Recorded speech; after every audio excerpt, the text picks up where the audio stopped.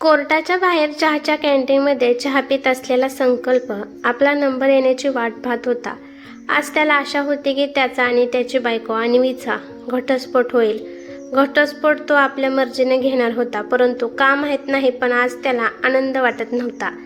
आज अन्वी तिच्या आई वडिलांबरोबर आली होती, परंतु का ते माहीत नाही, परंतु त्याची नजर अन्वीवरून हटतच नव्हती. आज अन्वीने जी साडी नेसली होती, ती साडी जी संकल्पने तिच्यासाठी मुंबईवरून आणली होती आणि त्यामुळे घरात खूप मोठे वादळ निर्माण झाले होते. यामुळे आईने शपथ घेतली होती की ती या घरात अन्वीला पाहू इच्छित नाही. या घरात एकतर आई राहील किंवा अन्वी. संकल्प आईला विरोध करू शकत नव्हता आणि गोष्टी घटस्फोटांपर्यंत आल्या होत्या. अन्वी आणि संकल्पचे लग्न 9 महिन्यापूर्वी झाले होते आणि हे काही लव्ह मॅरेज नव्हते, तर आईनेच हे लग्न ठरवले होते. संकल्पसाठी अन्वीला आईनेच पसंत केले होते. त्यावेळेस आईला अन्वीचे गुण दिसत होते. ज्या कोणाला भेटेल त्याला आई तिचे गुणच सांगत असे. लग्नाची सर्व तयारी आईने स्वतः केली होती. लग्न होईपर्यंत जणू काही तिला आरामच नव्हता. ती इतकी खुश असे की सर्व लोक म्हणत असत, घरात सूनच आणत आहेस, त्यात एवढं आनंदित व्हायचं काय कारण आहे? तेव्हा त्यांना आई हसून म्हणत असे, माझे कुटुंब वाढत आहे तेव्हा मला आनंद होणार नाही का? आणि परत आपल्या कामाला लागत असे. लग्नाची वरात अन्वीकडून आली. लग्नाच्या दिवशी काही लोक जेवणाच्या पदार्थांचा आस्वाद घेऊन तृप्त झाले, तर काही रुखवतात आलेले सामान पाहत होते, तर काही वरमाळा पाहण्यात व्यस्त होते. लग्न खूप छान झाले. काही वेळानंतर लग्नात आलेले लोक, काही नातेवाईक निघून गेले. घरात फक्त खास नातेवाईक राहिले होते. त्यात तिची नणंद सुषमा पण होती. पाठवणीच्या वेळी त्या खास नातेवाईकांना आहेर देण्यात आले. ज्या खास नातेवाईकांचे लिस्टमध्ये नाव होते त्या सर्वांना आहेर देण्यात आले. त्यानंतर अन्वीच्या वडिलांनी आईच्या मोठ्या भावाला सोमा भावांना विचारले, भाऊजी, जर कोणी राहिले असेल तर सांगा, त्यांना सुद्धा आहेर देण्यात येईल. आमच्याकडून काही कमी पडायला नको. तेव्हा सोमा भाऊच्या मतानुसार सगळ्यांना आहेर मिळाले होते. त्यामुळे त्यांनीही हात जोडून अन्वीच्या वडिलांना सांगितले, भाऊजी, तुम्ही सर्व कार्य खूप चांगल्या पद्धतीने पार पाडले आहे. माझ्या माहितीनुसार सर्वांना आहेर मिळाला आहे. तुम्ही काळजी करू नका. नवरीची सासरी पाठवणी झाली. नव्या नवरीचा घरात प्रवेशसुद्धा झाला, परंतु थोड्याच वेळात आत्या सासूबाईचा हिरमोड झाला. त्यांनी या गोष्टीचा गोंधळ केला की नवीन व्याहींनी माझ्या नातवाला आहेर दिलाच नाही. 3 वर्षाचा असला म्हणून काय झालं आहे? आहेराचा हक्क त्याला सुद्धा मिळालाच पाहिजे. मग आईने सोमाभाऊकडे पाहिले. तेव्हा सोमाभाऊ म्हणाले, अहो, जे लोक त्यावेळेला तिथे होते त्या सर्वांना आहेर मिळाला आहे. जे लोक तिथे उपस्थित नव्हते त्या सर्वांचे आहेरावर नावसुद्धा आहे. आईने आहेरावरची सगळी नावे वाचली, परंतु त्या छोट्या मुलाचे नाव कुठेसुद्धा नव्हते. या गोष्टीला घेऊन आत्या सासूने खूप गोंधळ घातला, भांडण केले. सगळ्या लोकांनी त्यांना समजावण्याचा प्रयत्न केला, परंतु आत्या सासूने ऐकले नाही. त्या रुसून आपल्या घरी निघून गेल्या. या गोष्टीवर आईने अन्वीला पण खूप सुनावले. वडिलांच्या चुकीमुळे आमची नाती तुटायची वेळ आली. लिस्ट देऊन सुद्धा एवढी मोठी चूक कशी काय झाली? असा कसा पायगुण आहे तुझा? या घरात आलीस की आमच्याकडच्या नात्यांचे तुकडे केलेस. आजच्या जमान्यातील अन्वी सासूचे असले बोलणे का ऐकून घेईल? डायरेक्ट तिच्या पप्पांवर आणि तिच्यावर चुकीचे आरोप लावले जात होते. त्यांनाच या गोष्टीसाठी जबाबदार धरले जात होते. त्या क्षणी तिने बाबांना फोन करून व्हॉट्सअपवरती सासरच्या लोकांनी दिलेली सर्व लिस्ट मागून घेतली आणि आईंना दाखवत म्हणाले, तुम्ही स्वतः चेक करा आई, या लिस्टमध्ये तर त्या मुलाचे नाव पण नाही. तर यात मग माझ्या पप्पांची काय चूक? तरीसुद्धा पप्पांनी पाठवणीच्या वेळी स्वतः पुढे होऊन विचारले होते की कोणी राहिले आहे का म्हणून, परंतु मामा म्हटले होते की सगळ्यांना आहेर मिळाले आहेत. अन्वीने हे सर्व अतिशय शांतपणे, पद्धतशीर व आरामात सांगितले होते, परंतु आईने हे मनाला लावून घेतले. इतक्या लोकांसमोर आज त्यांची सून त्यांचे बोलणे ऐकून घेत नव्हती हे त्यांना सहन झाले नाही, म्हणून त्यांचे मन अन्वीच्या विरोधात गेले.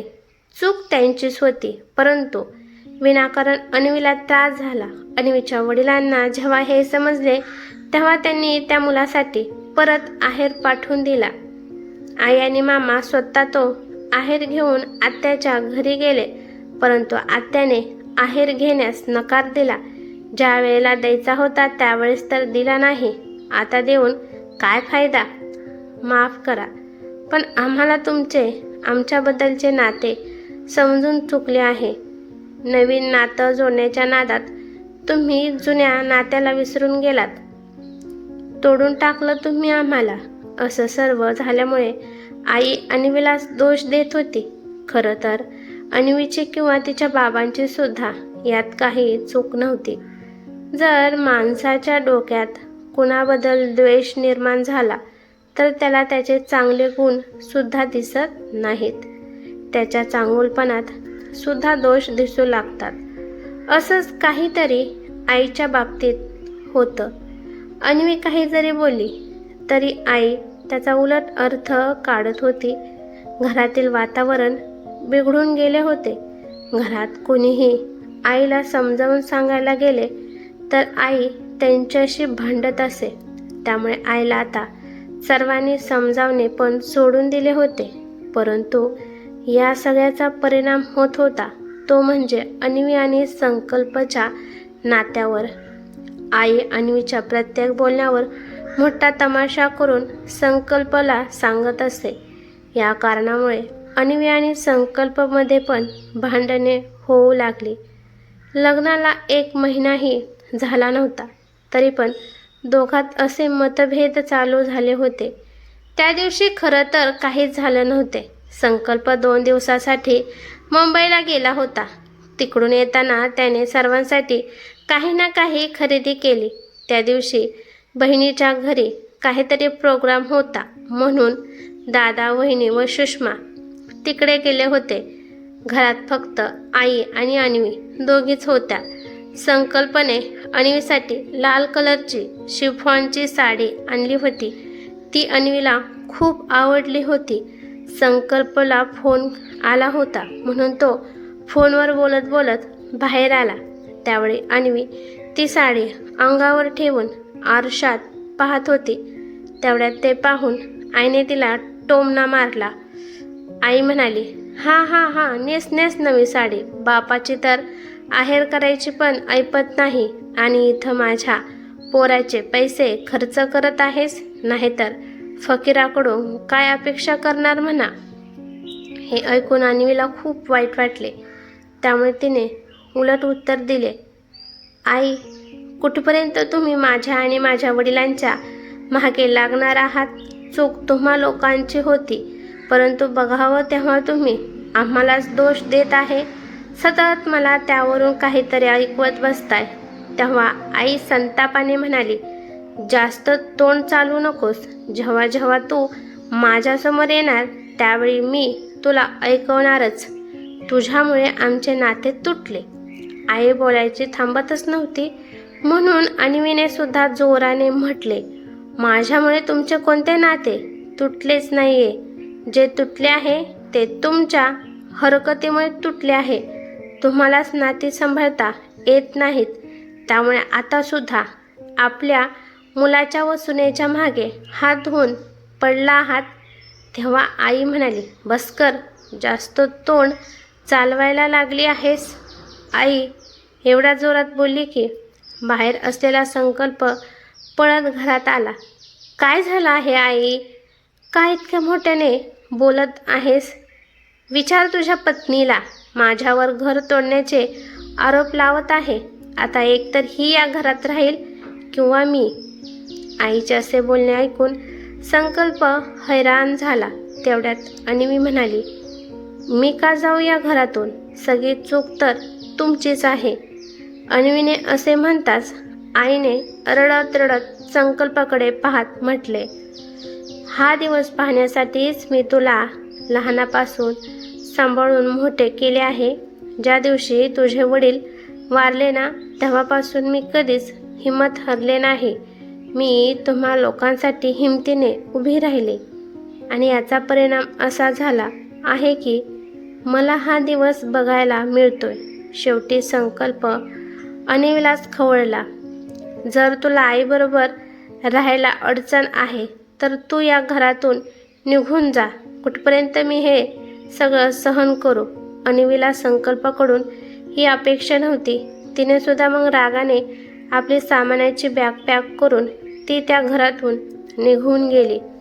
सगळेच लोक काही चांगले सांगणारे नसतात.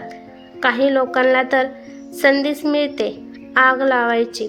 दोन्हीकडच्या काही नातेवाईकांनी आगीत तूप ओतण्याचे काम केले आणि याचा परिणाम असा झाला की काही दिवसातच संकल्पने अन्वीला घटस्फोट देण्यासाठी अर्ज केला. अन्वीला संकल्पला घटस्फोट देण्याची अजिबात इच्छा नव्हती, कारण की तिला माहीत होतं यात संकल्पची काही चूक नाहीये. त्याची आई संकल्पच्या समोर मुद्दाम प्रत्येक गोष्ट एकाचे दोन करून सांगत असे, म्हणून तिला संकल्पाबद्दल मनात अडी नव्हती. कोर्टात येताच अन्वीची नजर संकल्पाकडे गेली, परंतु संकल्पने किंवा तिने दोघांनीही आपली नजर इकडे तिकडे केली नाही.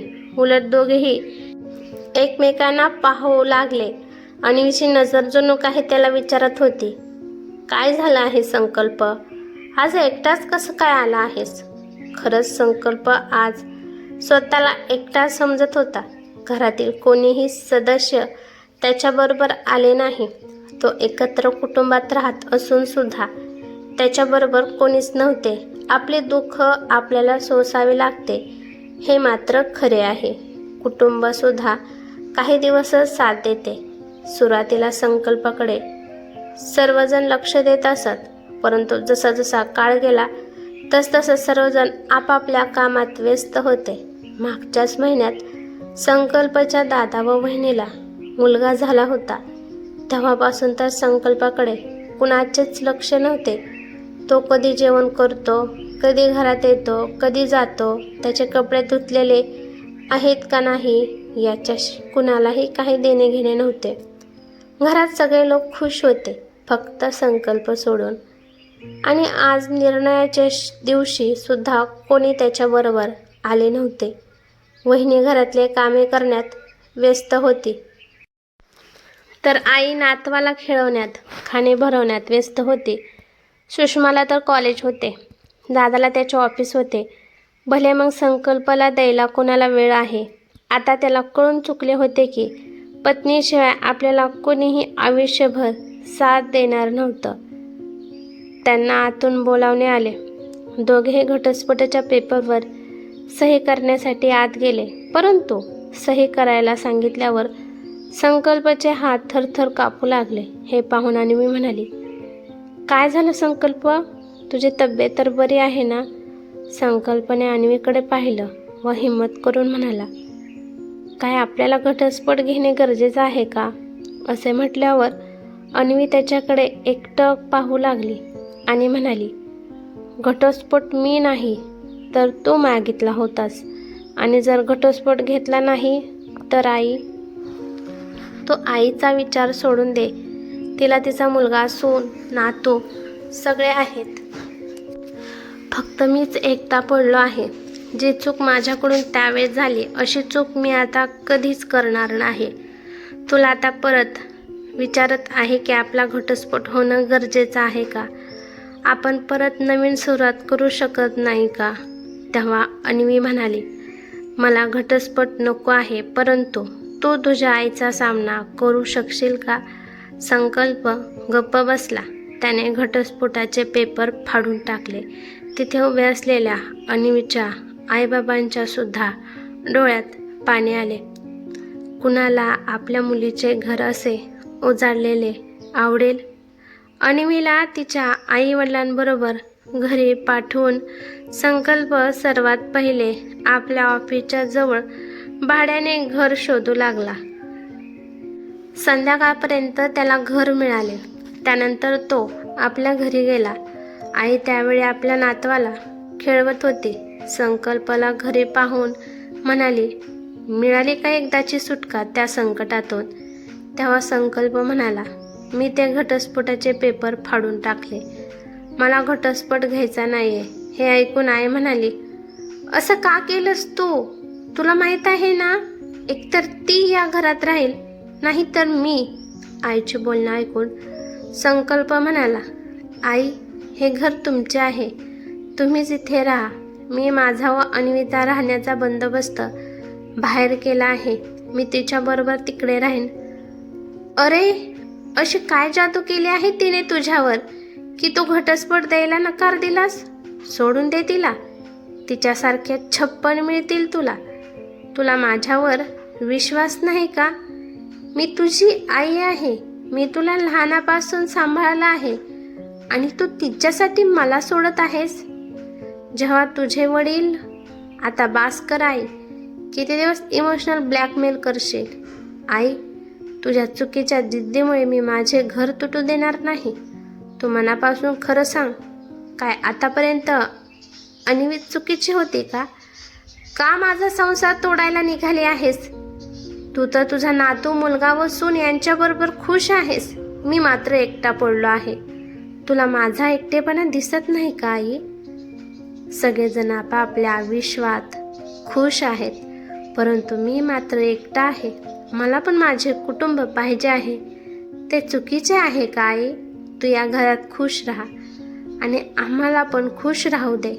असे म्हणून संकल्प आपल्या खोलीत गेला व आपले सामान पॅक करून त्या घरातून बाहेर पडला.